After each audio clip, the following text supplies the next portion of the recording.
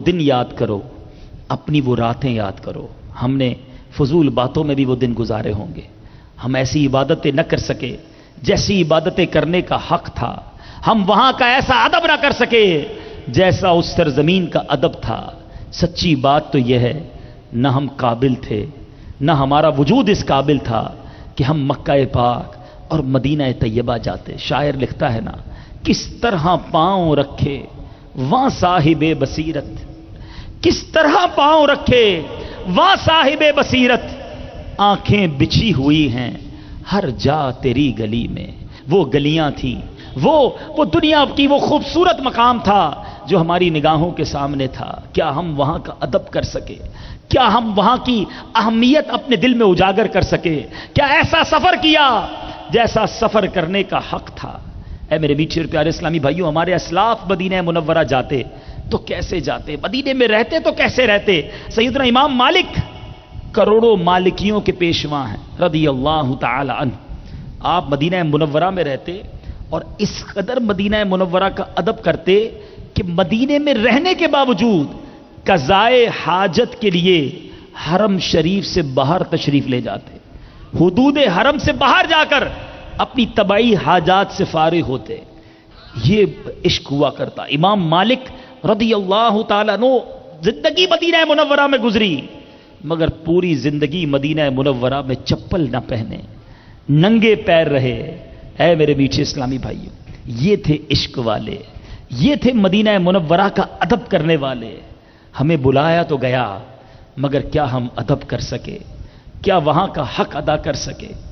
याद रखो मेरे मीठे इस्लामी भाइयों, ऐ मेरे हाजियों, आप भी अपने घर जो है ना उसी को दोबारा बुलाते हैं कि जो आपके घर का ख्याल रखे, आपके घर में बाअदब रहे। आपके घर में एक मेहमान आए, बड़ा बदतमीज हो, घर में शोर शराबा करे, गंदगी करे, उसके जाने के बाद आप क्या तय करते हैं कि अब इसको नहीं बुलाएंगे, इस मेहमान को अब नहीं बुलाएंगे, बड़ा बदतमीज था। और कोई मेहमान बड़ा बाअदब, बड़ा खुशू खुजू वाला, आपको जाते जाते तोहफा भी दे जाए, दुआएं भी दे जाए, आपके घर का ख्याल भी रखे, आप कहते हैं बड़ा अच्छा मेहमान था, हैं, बड़ा पोलाइट, बड़ा समझदार, आइंदा इसको फिर बुलाएंगे। सच बताओ, तुम कैसे मेहमान रहे थे? मक्का पाक और मदीना तैयबा का अदब किया नहीं किया? वहां की गलियों, वहां की तमाम चीजों का अदब किया नहीं किया? यहां वहां भी शिकवे करते रहे, वहां भी शिकायतें करते रहे, वहां भी वक्त जाया करते रहे, बाजारों में घूमते रहे। अरे वो जगह तो वो थी कि महबूब के दर पर पड़े रहते। यहां तो ये शेर पड़ा करते थे, आका तेरा मंगता न दर बदर जाए, तेरी दहलीज पर ही मर जाए। मेरे वारिस, मेरे गरीब नवाज, मेरा कशकोल आज भर जाए। अरे वहां तो पड़े रहना था, दरे नबी पर पड़ा रहूंगा, पड़े ही रहने से काम होगा। मगर वहां जाकर देखा यह गया है कि हाजी हरमैन तैयबैन में कम वक्त गुजारते हैं और अपने होटलों में और बाजारों में वक्त ज्यादा गुजारते हैं, इबादत में कम वक्त गुजारते हैं, फजूल गोई में ज्यादा वक्त गुजारते हैं। और ये दिन बड़ी तेजी से गुजर गए, अब यादें बाकी रह गई हैं।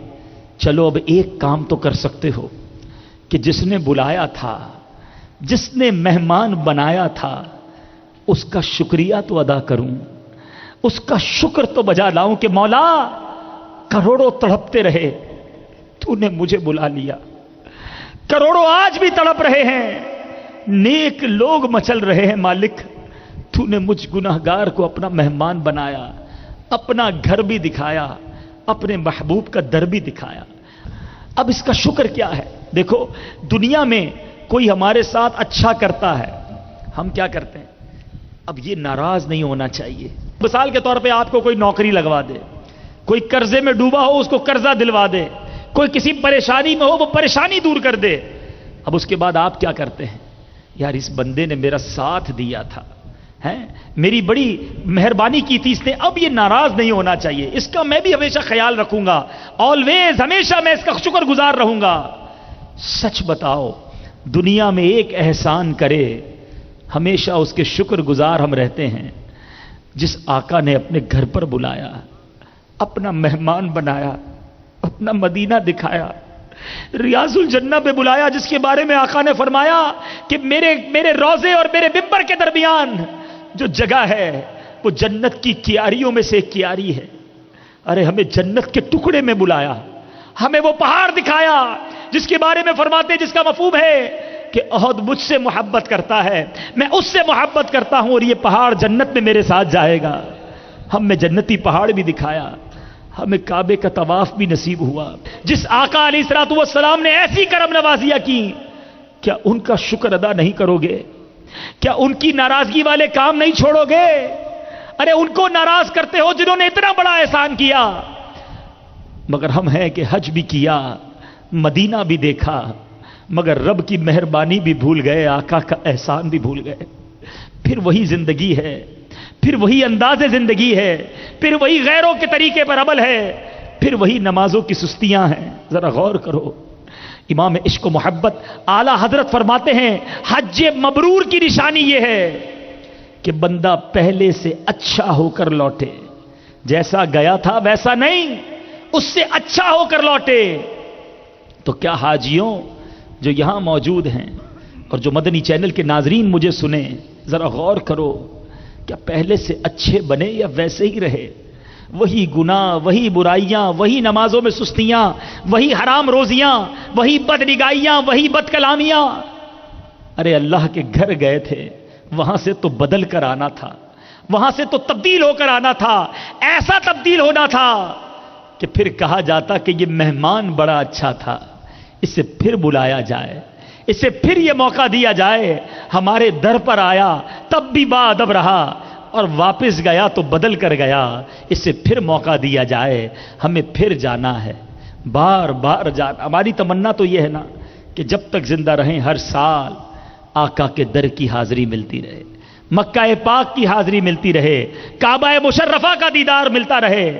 تو ارے جب تمنا یہ ہے تو ان کو راضی کرنے والے کام بھی کریں۔ خدا را جو حاجی یہاں موجود ہیں اور جو مدنی چینل پر ناظرین مجھے سنیں، اور جو حاجی نہیں ہے، جو مدینہ منورہ نہیں گئے، وہ بھی تو یہیں سے آقا کو تحفے بھیج سکتے ہیں نا کہ یا رسول اللہ اب زندگی گزرے گی تو آپ کی سنت کے مطابق گزرے گی، اب نمازوں کی پابندی میں گزرے گی، اب رب کی اطاعت میں گزرے گی۔ اور جب یہ نیتیں آپ کی یہاں سے کونین کے والی کے دربار میں پہنچیں گی تو ضرور کرم ہوگا، توجہ ہوگی، اور توجہ پڑ گئی تو انشاءاللہ بیڑا پار ہو جائے گا۔ حاجیوں کے لیے ایک اور بات عرض کرتا چلوں، ایک تو ہم نے بدلنا ہے، اپنی بری عادتیں چھوڑنی ہیں، اپنے اعمال پر نظر ثانی کرنی ہے۔ یہ حج کا سفر جو ہے نا میٹھے اسلامی بھائیوں، کتابوں میں لکھا ہے یہ آخرت کے سفر کی یاد دلاتا ہے۔ آپ نے احرام پہنا تھا، 2 چادریں پہنی تھیں، یہ کفن کی یاد دلاتا ہے۔ آپ گھر چھوڑ کر، کاروبار چھوڑ کر، وطن چھوڑ کر گئے تھے، یہ موت کی یاد دلاتا ہے کہ جب سب چھوڑ کر جانا پڑے گا۔ آپ عرفات کے میدان میں جمع ہوئے تھے جب لاکھوں افراد مختلف بولی بولنے والے اللہ کی رضا کے لیے ایک لباس اور ایک زبان کے ساتھ جمع ہوئے تھے، اور صدا ایک ہی تھی، لبیک اللہم لبیک، لبیک لا شریک لک لبیک، ان الحمد والنعمت لک والملک لا شریک لک۔ یہ عرفات میں جمع ہونا اے حاجیوں محشر کی یاد دلاتا ہے، جب ایک میدان ہوگا، دنیا بھر کے لوگ اللہ کی بارگاہ میں جمع ہوں گے۔ ہمیں اس میدان میں یہ یاد کرنا تھا، مزدلفہ کی رات جو آپ روڈ پر، جو آپ کھلے میدان میں سوئے تھے، یہ آپ کو یاد دلاتا ہے کہ غریب ایسے لاکھوں مسلمان بھی دنیا میں ہوں گے جو بغیر چھت کے رات گزارتے ہیں، ان کی راتیں کیسی گزرتی ہیں، ان غریبوں کے دن کیسے گزرتے ہیں۔ وہ مزدلفہ کی رات نے ہمیں سکھایا تھا، مینا میں جو خیموں میں قیام کیا تھا، جو بے آرامی رہی تھی، جو تھوڑا کھانا ملا تھا، وہ یہ سکھا رہا تھا کہ دیکھو غریب لوگ اپنی زندگی کیسے گزارتے ہیں، تھوڑے پر کیسے گزر بسر کرتے ہیں، واپس جا کر تم نے غریبوں کی مدد بھی کرنی ہے۔ گویا یہ پورا سفر جو تھا ہمارے لیے پیغام تھا عاجزی کا، انکساری کا، رب کی یاد کا، آخرت کی تیاری کا، بروز محشر رب کی بارگاہ میں پیش ہونے کا۔ مگر کیا ان پیغامات کو ہم نے قبول کیا؟ کیا ہم نے اپنی زندگی کو اس لائق بنایا کہ اب اگر وہ آخری سفر ہوگا جو میں حج کا سفر کر آیا ہوں، اس سے تیاری شروع کر دی ہے، اب وہ کفن پہنایا جائے گا، تو زبان پر کلمہ طیبہ ہوگا. اب جب مجھے قبر میں لٹایا جائے گا تو ایسے اعمال کر رہا ہوں کہ قبر جنت کا باغ بن جائے گی. اب جب محشر کے میدان میں اللہ کی بارگاہ میں پیش کیا جاؤں گا تو حج کر کے آنے کے بعد زندگی ایسی گزار رہا ہوں کہ محشر کے میدان میں سرخ روئی مقدر ہوگی, سیدھے ہاتھ میں نامہ اعمال دیا جائے گا. اس دن ذلیل نہیں ہوں گا. اے میرے میٹھے اسلامی بھائیوں, خود چیک کر لو کہ کیا ہم ایسی زندگی گزار رہے ہیں کہ نہیں. چاہے حج کیا چاہے نہیں کیا, ہم سب کو آخرت کی تیاری کرنی ہے. اور آخری بات, جو حج کر کے بالخصوص آئے ہیں, اب شیطان حملہ یہ کرتا ہے کہ حاجیوں کو ریاکاری میں مبتلا کرتا ہے. اب حاجی جگہ جگہ لوگوں کو بتاتا پھرتا ہے کہ میں نے حج کیا ہے, میں حاجی فلاں ہوں, میں نے اتنے عمرے کیے ہیں, میں نے اتنے طواف کیے ہیں, میں جناب وہاں پر یہ بھی عبادت کر کے آیا ہوں. اور جگہ جگہ اپنی عبادتوں کا چرچا کرتے ہیں. یاد رکھو, حج تو کر لیا ہے مگر ہم جانتے ہیں کہ کتنی کمزور وہاں پر عبادتیں رہی ہیں. کس منہ سے اپنے آپ کو حاجی کہے. تو خدارا اپنے منہ میاں مٹھو نہ بنے, اپنی عبادتوں کا اظہار نہ کریں. اللہ کی رضا کے لیے اگر عمل کیا ہے تو سب کو بتانے کی حاجت نہیں ہے. چوٹ کرنے کے لیے ایک واقعہ بیان کرتا ہوں. ایک بزرگ اپنے ایک دوست کے ساتھ کہیں گئے اور دوست نے اپنے غلام کو آواز لگائی کہ جاؤ وہ برتن میں کھانا لے آؤ یا اس برتن میں چائے لے آؤ جو ہم دوسری بار حج پر گئے تھے اور وہ برتن لائے تھے. تو وہ بزرگ نے فرمایا, اے نادان, ایک جملے میں تو نے اپنے 2 حج ضائع کر دیے. یعنی یہ کہنے کی کیا ضرورت تھی کہ دوسری حج میں, یعنی ماں بدولت نے 2 حج کیے ہیں, اور دوسری حج میں جو برتن لے کر آئے تھے وہ والے برتن میں کھانا لے کر آؤ. تو ہمیں غور کرنا ہے کہ ہم کہاں کہاں اپنی نیکیوں کو ضائع کر ڈالتے ہیں. اور یہ بات میں صرف حاجیوں سے نہیں, یہاں نمازی بیٹھے ہوں گے, عبادت گزار بیٹھے ہوں گے, نیکی کا کام کرنے والے بیٹھے ہوں گے. ایک تو ہم سے نیکی ہوتی نہیں, اور نیکی ہو جائے تو چھپتی نہیں کہ کسی طرح جناب سامنے والے کو نیکی بتا دی جائے. ہم ایسے عجیب لوگ ہیں میرے میٹھے اور پیارے اسلامی بھائیوں. تہجد تو اکیلے میں پڑھی جاتی ہے نا, تہجد پڑھ کر بھی اب ٹینشن یہ شروع ہو جاتی ہے کہ کس طرح سامنے والے کو پتا چلے کہ میں نے آج تہجد پڑھی ہے.